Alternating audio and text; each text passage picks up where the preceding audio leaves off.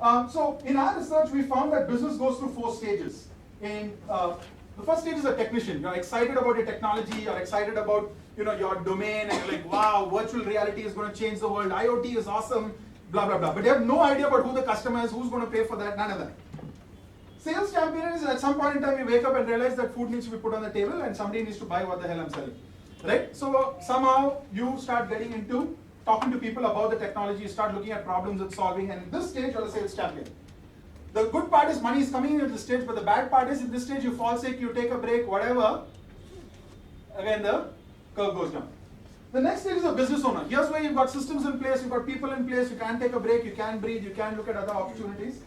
And the business essentially works for you. Until here, you're basically what we call self-employed, which is you've replaced one job for a job that works much longer and pays you much less.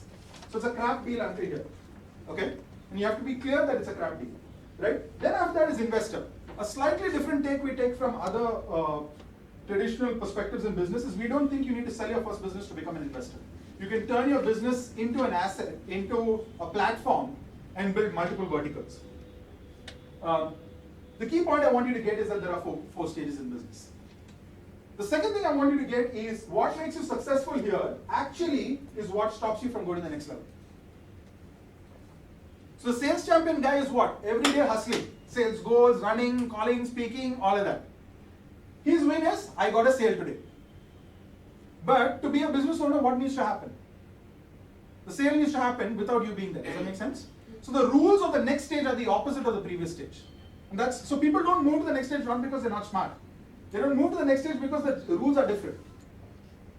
Are you getting a little bit about what I'm talking about? Right? Okay, so typically when you jump a stage, things need to change. Mindsets, you need to change the strategy, you need to change the role in the business, and you need to change the way you reward yourself. We call it retiring a little. So the mental model of employees, which is you work really hard for 20 years and then you retire for the rest of the time, doesn't work for entrepreneurs. You have to decide that you're going to retire a little starting today.